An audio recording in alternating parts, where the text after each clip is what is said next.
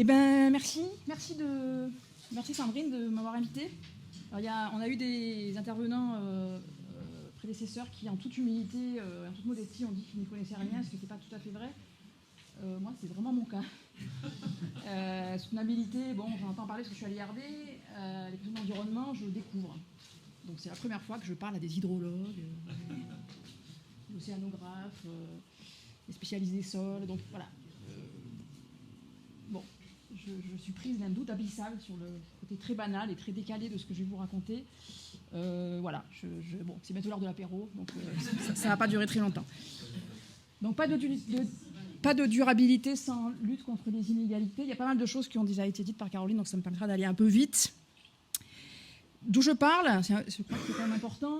Donc, je suis aussi économiste, beaucoup d'économistes, de terrain. Voilà, j'en dis pas plus. Avec ce qui m'amène quand même à être très attentive à la complexité de ce que c'est que les questions économiques et à même éviter le terme économique en considérant que ce qu'on appelle économique est toujours construit, entremêlé avec du social, de l'économique, du politique, du culturel, du symbolique, etc. Et avec à la fois une vision critique, il faut, en tant qu'économiste, socio-économiste, dénoncer la perpétuation et le renforcement, dans certains cas, de la violence d'un certain nombre de processus d'exploitation et de domination. Mais, et je crois que ça fait écho à ce qu'on discute ici, une approche aussi qu'on peut qualifier de possibiliste. C'est-à-dire qu'il y a aussi des innovations qui existent, qui sont, Juan en a parlé, des luttes, mais aussi des innovations, des expérimentations du quotidien. Je crois que Nathalie Blanc a parlé aussi, qui sont fragiles, qui sont éphémères, qui sont contradictoires, mais qui montrent que d'autres futurs sont possibles. Et en même temps, tenir aussi une double approche, qui est à la fois la matérialité, la question de la violence des processus de domination, à quelque chose de très matériel, mais elle a aussi quelque chose de très sensible, qui fait appel à l'imaginaire, qui fait appel au symbolique, qui fait appel aux émotions. Et donc, l'idée d'essayer de tenir ces différents bouts, ce qui n'est pas très facile, mais il me semble que c'est une manière d'avancer, à la fois pour comprendre l'inertie, pourquoi ça ne change pas, et à la fois pour identifier des leviers d'action possibles. Alors, je ne me lance pas dans la définition des soutenabilités, juste très, très générale sur la question des inégalités, que je maîtrise un peu mieux, des équilibres de pouvoir, d'accès et d'usage à des ressources rares et valorisées, j'y reviendrai, qui désavantage un groupe ou un ensemble d'individus en raison de leur appartenance à un groupe particulier de la société. Alors, on a des inégalités qui sont économiques, mais qui sont aussi sociales, environnementales, culturelles, symboliques, politiques, épistémiques. Je reviendrai sur certains de ces termes.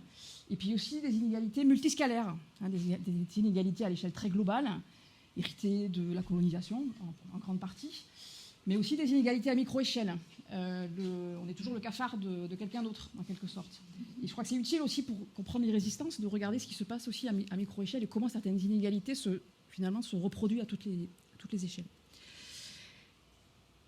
Alors, un premier temps un peu général, très général, et qui fait largement écho à ce qui a été dit, des interactions multiples entre les questions de soutenabilité et d'inégalité, avec un premier point qui est une exposition, une responsabilité inégale, dans la dégradation des ressources, en premier lieu entre pays dits du Nord et pays dits du Sud. C'est pas la peine de développer l'idée que l'industrialisation a reposé en grande partie sur l'extractivisme massif d'un certain nombre de ressources, soit qui n'étaient pas disponibles au Nord, soit qui coûtaient trop cher. Donc on a aujourd'hui un certain nombre certains consensus sur ces questions-là, avec y compris des quantifications qui nous ont été présentées dans le cas précis de l'immobilité, mais on a aussi des tentatives de quantification de manière plus globale. Là, je vous ai donné l'exemple de l'équipe de Luc Chancel, qui montre très clairement, quand on s'intéresse aux 50% du bas de la population en termes de revenus, ces 50% du bas produisent 12% des émissions carbone, alors que les 1% du haut produisent 17%. Alors, on pourrait discuter de la manière de quantifier, ce n'est pas l'objet, il y a d'autres estimations, mais voilà, ça donne quand même une idée de cette question de la responsabilité inégale dans la question des émissions. En même temps, encore ça fait écho au propos de Caroline, une exposition inégale, alors même qu'une partie de la population exerce une responsabilité bien moindre dans les dérèglements environnementaux, ces mêmes populations sont bien souvent surexposées aux conséquences néfastes de ces dérèglements, que ce soit la perte des moyens de subsistance, là je parle au niveau très global, que ce soit l'augmentation du temps de travail et la pénibilité du travail, avec un côté un peu très genré, sur lequel je reviendrai. Hein, quand les ressources se raréfient, il faut aller travailler plus loin, il faut aller chercher de l'eau plus loin, du fourrage, du bois de chauffe, etc. Et puis des problèmes sanitaires aussi très inégaux, avec des expositions à un certain nombre de problèmes sanitaires, que ce soit, je pense, un exemple par exemple sur le cas de la pollution, dont on sait à quel point un certain nombre de populations sont beaucoup plus exposées. C'est notamment le cas dans les métropoles du Sud, mais c'est très clairement le cas en France, où en fonction de la qualité des logements, on n'est pas exposé de la même manière. Alors tout ceci... oui, dernier point, lorsqu'on s'intéresse ensuite aux mesures nécessaires pour la transition environnementale, les inégalités peuvent être aussi un frein, ça, on en a aussi parlé à l'instant, le temps nécessaire pour passer au bio pour des agriculteurs, les revenus insuffisants pour une rénovation thermique, pour changer de véhicule, etc. Montrer ici des questions matérielles, mais aussi des questions de sensibilisation et de priorité, sachant que, comme on l'a vu avec l'intervention de Juan, on oublie trop souvent que, enfin ça c'est une vision très ethnocentrique. Quand on s'intéresse aux pays du Sud, où là c'est la dépendance à l'égard des ressources dites naturelles qui est première, alors là on a un certain nombre de luttes et qui existent bel et bien de la part des populations les plus précaires.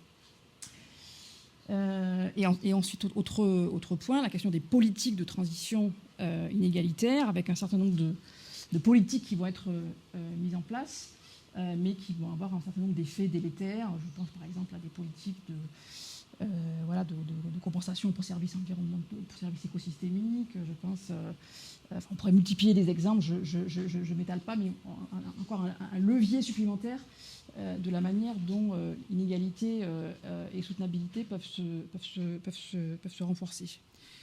Excusez-moi, j'essaye juste un petit truc sur mon... Parce que j'ai des notes des fois que je n'arrive pas à voir. Ça m'évitera de me... Voilà, je crois que c'est mieux là. Alors, il y a un point qui me semble plus fondamental finalement, c'est qu'on pourrait dire, on pourrait imaginer jusque-là que les inégalités sont en fait une conséquence un peu malheureuse, involontaire des modes de production et d'exploitation des ressources, et qu'il serait donc possible de les corriger en prenant des mesures appropriées. Or, en fait, un certain nombre de travaux montrent que les inégalités sont en fait le substrat, l'essence, le fondement des modes de production et d'exploitation des ressources. Et les modes de production et d'exploitation en question, ils ont un nom, c'est le système capitaliste. Et donc, voilà, c'est à la fois très banal, c'est ce que je vous disais en introduction, mais il m'a semblé quand même utile de revenir. Là-dessus, capitalisme, de quoi parle-t-on? Donc, il y a la question de la propriété privée des moyens de production. J'ai vu une petite astérix parce qu'on peut aussi avoir du capitalisme d'État, ce qui est un peu différent, mais je n'ai pas le temps de rentrer dans les détails. On a la question de la recherche de profit. On a la question du marché comme mode principal de régulation des échanges. Mais on a aussi une conception spécifique de la valeur, avec la question de la valeur des personnes, avec une croyance plus ou moins explicite dans l'infériorité de certaines catégories de population, c'est-à-dire que l'idée que certaines personnes valent moins que d'autres, les femmes, les populations racialisées, les populations dites autochtones, la petite paysannerie, hein, qui ont permis et permettent encore aujourd'hui des mécanismes d'exploitation et de dépossession massive qui ne peuvent se justifier que sur la base de cette infériorisation sociale. Alors, bon, la question de l'esclavage, par exemple, mais encore aujourd'hui, il y a voilà, tout un tas de processus d'expropriation. Vous avez tous, j'imagine, à l'esprit. Je crois que ce n'est pas la peine que je donne des exemples. Donc, conception spécifique de la valeur, conception également spécifique de la valeur des personnes, pardon, conception également spécifique de ce que sont des ressources, et avec l'idée que le système de production capitaliste repose sur une conception très spécifique de la valeur. Un bien, un service, une ressource n'a de valeur que s'il est échangeable sur un marché. Et le point central, c'est la manière dont ces processus vont finalement se nourrir mutuellement, avec en définitive une dimension performative, puisque les catégories infériorisées se voient assignées à des tâches dévalorisées et qui, en retour, renforcent leur infériorisation. Alors, encore peut-être plus précisément, je crois qu'il y a cette conception très spécifique de la valeur, elle a vraiment des conséquences absolument déterminantes sur la valorisation de certaines activités, de certaines catégories de population, de certaines régions de la planète, puisque considérer que seules les activités qui passent par le marché ont de la valeur revient implicitement à dévaloriser celles qui ne passent pas par le marché. Alors c'est le cas d'un tout un tas d'activités essentielles au maintien de la vie. Donc là, je fais référence à toutes les approches féministes qui me semblent absolument centrales dans toute cette réflexion. S'occuper des enfants, des personnes âgées, des personnes malades en situation de handicap, en large partie effectuer gratuitement ce qui conduit à les dévaloriser, pour la raison que j'ai évoquée précédemment, en considérant qu'il s'agit d'activités qui ne requièrent aucune compétence spécifique technique, mais qu'il s'agit plutôt d'actes naturels, effectués plus facilement par les femmes au nom de leur statut de mère. Ce qui explique qu'ensuite, ces activités, lorsqu'elles sont marchandisées, c'est le cas d'une partie de la garde d'enfants, c'est le cas d'une partie des activités de service à la personne, demeurent très mal rémunérées. Idem pour l'agriculture dite de subsistance, destinée à l'autoconsommation, et idem, bien sûr, pour tout ce qui concerne les ressources dites naturelles, qui ont longtemps été considérées comme gratuites, infinies, et donc sans valeur marchande. Et avec, en définitive, une triple domination patriarcale, pas avoir peur des mots, sociale, coloniale, et domination sur la nature. Donc là, je reprends tout un tas de propos très courants chez toute une partie des approches féministes. Avec ce petit schéma que je trouve assez parlant, finalement, qui est une adaptation de la sociologue Marianne Miss et de son idée de l'iceberg, comme si finalement le capitalisme reposait sur une dévalorisation et une invisibilisation de ce qui constitue en fait son soubassement. Sans ressources naturelles, on n'a pas de production. Sans travailleurs, on n'a pas de production. Qui produit les travailleurs? C'est cette activité de soins dont je parlais. Et donc le système de représentation et de valeur sur lequel est fondé le capitalisme laisse croire que la valeur et la richesse ne sont produites que par le marché, alors que c'est la partie émergée de l'iceberg, la partie basse de l'iceberg, qui soutient le haut.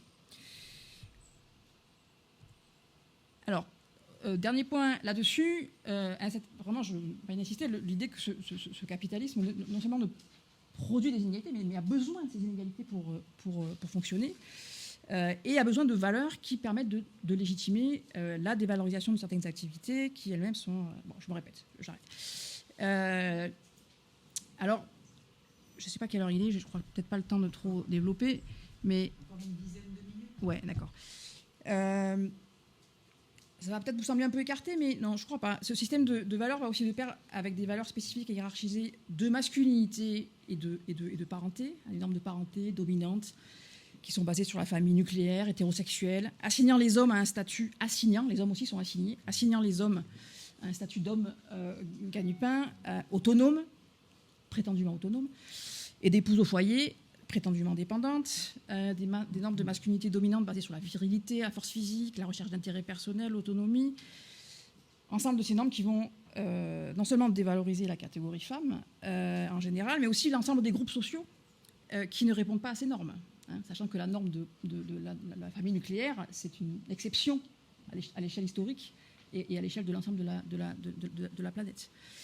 Et enfin, dévalorisation et invisibilisation de modes de vie et de moyens d'existence qui échappent à toutes ces normes et qui se traduit donc par une injustice que l'on peut qualifier d'épistémique, c'est-à-dire un type d'inégalité qui se manifeste dans le fait que certains types de valeurs et de conceptions de ce qu'est une vie bonne sont complètement occultés et méprisés par ce type de logique.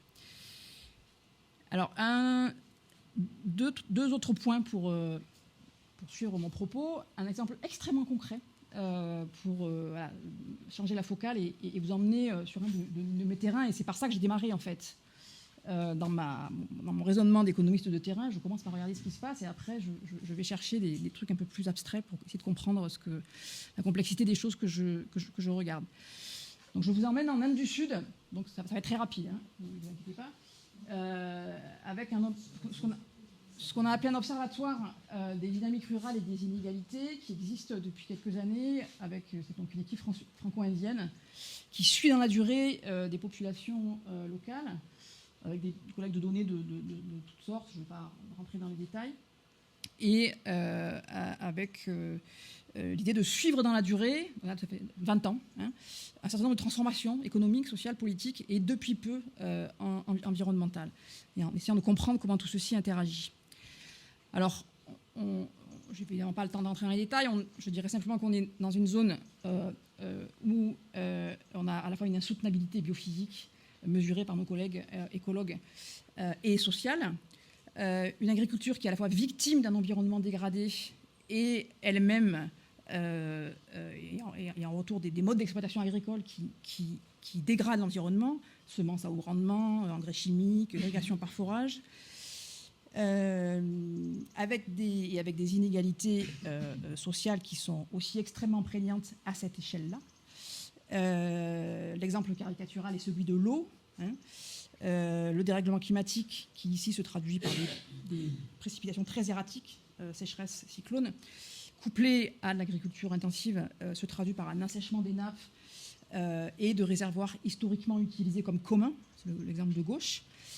Et seuls les paysans les plus riches, ceux qui pratiquent de l'agriculture intensive, peuvent se payer des forages coûteux avec des subventions publiques, à la fois pour l'investissement de forage et l'électricité. Et ce nombre de ces paysans riches vont ensuite revendre cette eau. On voit à droite là un propriétaire d'un forage qui remplit son camion citerne pour vendre de l'eau. Donc, voilà, exemple d'inégalité flagrante sur ce micro-terrain. Et l'autre point, deuxième point, en lien avec tout ce que je vous ai raconté avant, c'est la manière dont les modes d'exploitation agricole de type capitaliste, introduits progressivement à partir des années 70 avec ce qui a été appelé la Révolution verte, ne concernent pas toute la population.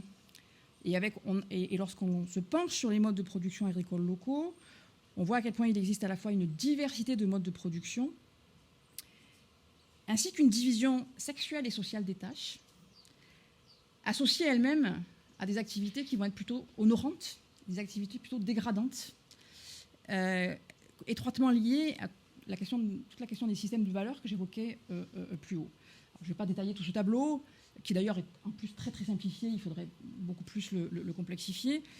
Mais en gros, on peut dire que, et ça fait écho aussi à l'intervention qu'on a eue sur la question des semences, on a grosso modo, c'est très grossier, mais on a quand même d'un côté une agriculture commerciale, irriguée, mécanisée, intensive, plutôt associée au monde masculin et à celui des classes dominantes et des castes dominantes, tandis que l'agriculture de subsistance est associée plutôt au monde féminin et aux basses castes. Le recours aux produits phytosanitaires et aux semences améliorées, hybrides, voire génétiquement modifiées, relève aussi plutôt de tâches masculines, tandis que, et de classes dominantes parce qu'il faut pouvoir se le permettre.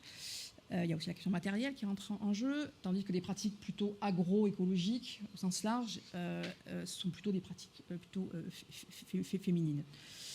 Et tout ceci est central dès lors qu'on veut à la fois comprendre ce qui se passe, mais aussi comprendre les processus de changement. C'est à la fois essentiel pour bien saisir la dimension systémique de ces inégalités et la manière dont les différentes facettes se renforcent, mais aussi pour penser la question des transitions qui se heurtent inévitablement à des questions de nature matérielle, pouvoir des grands groupes de l'agro-business, évidemment, mais aussi au système de valeurs et de hiérarchie qui leur sont associés, assignant les uns et les unes à des positions de supérieurs ou d'inférieurs. Je prends quelques exemples. La crise de Covid-19 qui a tout bloqué, il y a eu un confinement extrêmement sévère, donc seule l'agriculture de subsistance a fonctionné, avec du coup un espoir pour certaines, que l'agriculture de subsistance pourrait retrouver un certain âge d'or qu'elle a perdu, par rapport à des normes de masculinité qui sont construites sur le fait de construire un gros tracteur et de négocier avec l'agro-business de la canne à sucre. En fait, je caricature un peu, mais ça marche pas. Ça marche pas. Articulons la question du genre avec la question de l'appartenance de classe et de caste. Alors, je ne rentre pas dans les détails de la caste parce que ce n'est pas l'objet, mais quand vous avez des basses castes qui ont été émasculées pendant des décennies, voire des siècles, et qui, là, dès qu'ils ont un peu les moyens, cherchent à mettre des engrais parce que c'est des produits phytosanitaires, parce que c'est associé à un certain type de statut, là aussi, c'est compliqué d'introduire des questions de changement. C'est un peu caricatural ce que je vous dis, mais voilà, l'idée, c'est de bien montrer à quel point on a des systèmes de valeurs qui s'enchevêtrent et qui font que le changement est... Voilà, donc il faut tenir compte pour penser le changement. Alors, 2 derniers points pour finir ceci. Un mot sur la question des différentes facettes de l'insoutenabilité. Alors, bon, l'idée, c'était, mais je crois que ma collègue l'avait fait mieux que moi avant, bien convaincre que l'insoutenabilité biophysique et sociale sont indissociables. Je rajouterais aussi l'action politique. Ce que montre l'histoire, me semble-t-il, je fais référence en particulier aux travaux de Polanyi, qui ont été cités plusieurs fois, c'est que quand on a des niveaux trop élevés d'inégalité et des niveaux d'inégalité qui se traduisent aussi par un délitement des liens sociaux, ce qui était typiquement le cas au moment de la révolution industrielle en Europe. On a plusieurs réactions possibles. Il y en a une qui est l'adhésion à des régimes extrémistes et populistes. C'est de cette manière que Karl Polanyi et d'autres expliquent la montée du nazisme et des fascismes de l'entre-deux-guerres. C'est aussi une interprétation possible du retour en force de régimes hyper conservateurs et très autoritaires contemporains, aussi associés à des figures très masculines, je pense que ce n'est pas anodin, très viriles, je dirais. Ce qui amène vraiment à penser que la soutenabilité est aussi politique. Et puis en même temps, on a des contre-mouvements. Donc c'est les résistances dont parlait Juan.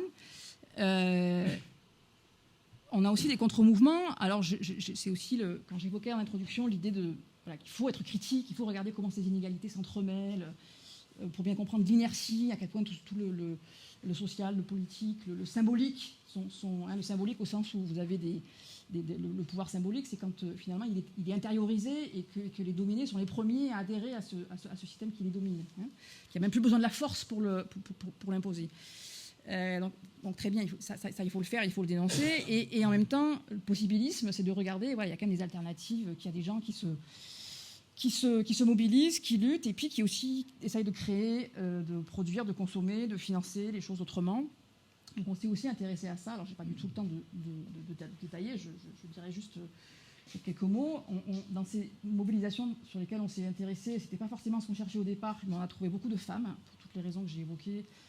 Et la dépendance à des territoires et la prise pour des raisons de construction de la féminité qui les assigne à des gardiennes de la sécurité alimentaire, de la sécurité familiale, on trouve dans ces luttes une forte présence de femmes. Et ça boucle avec tout ce que je vous ai raconté précédemment, ce qui, me semble-t-il, fait le point commun de toutes ces luttes. Donc là, j'ai travaillé pas seulement sur l'Inde, mais avec d'autres collègues sur l'Amérique latine, c'est vraiment cette question de repenser la valeur, qui me semble être le pendant de tout ce que j'ai raconté, puisqu'on est dans un système où le problème principal, me semble-t-il, c'est cette conception de la valeur. Repenser la valeur, ce qui passe aussi par dans un certain nombre de cas sur la redéfinir, parfois la quantifier, parfois on peut quantifier, parfois on ne peut pas quantifier, et je ne crois pas qu'il faille tout quantifier. La question de l'ancrage territorial, je crois que ça a déjà été évoqué, la question de la délibération, on est par rapport à des systèmes de valeurs qui sont très... 2 minutes, ouais. Voilà. donc, et avec peut-être un dernier point, et après j'ai deux dernières points, c'est la question de l'indétermination structurelle. À partir du moment où c'est des populations elles-mêmes qui décident de repenser leur propre système de valeurs, ben on ne sait pas où on va. Et peut-être que le collectif de paysannes, elles voudront un supermarché. Bon, ben voilà, c'est comme ça. Alors, deux derniers points. Là, je l'ai rajouté parce que, bon, quelle place pour la recherche? C'est quand même la question de départ. Alors moi, chercheur IRD, qui me promène dans les pays du Sud, je m'interroge de plus en plus sur la place de la dimension finalement très coloniale de cet institut. Donc la question de la décolonisation des savoirs, pour moi, elle est centrale. Et tout ce que je vous raconte là, finalement, ça permet de repenser radicalement différemment ce que c'est que l'économique, ce que c'est que le politique. Hein, on a l'iceberg de tout à l'heure, il est tout aussi valable chez nous. Total et compagnie, c'est aussi le haut de l'iceberg. Le bas de l'iceberg pour Total, c'est la redistribution publique, optimisation fiscale, etc., crédit impôt recherche. On pourrait faire le même raisonnement sur le politique. Hein, regardez ces mobilisations à bas bruit dans les pays du Sud, ça nous amène à repenser complètement considérablement ce que c'est que le politique, qui est souvent associé à des mouvements sociaux organisés, etc. Bon. Et puis décoloniser la recherche, c'est aussi... Voilà, là, je me permets juste de... J'ai un collègue indien que je fais venir en France. C'est fascinant. Justement, ça me semble que ça fait vraiment partie d'un processus de colonisation des savoirs et de décolonisation aussi de nos imaginaires, puisque son regard à lui, finalement, bouscule, déplace, quand bien même on a une espèce d'ouverture d'esprit, on est formaté, forgé, c'est inscrit dans notre chair, dans nos émotions, la manière de penser le monde. Et voilà, je trouve que ces regards croisés et de faire venir des collègues du Sud regarder avec leurs yeux ce qui se passe ici me semble vraiment central. Je crois que c'est bon, j'ai fini.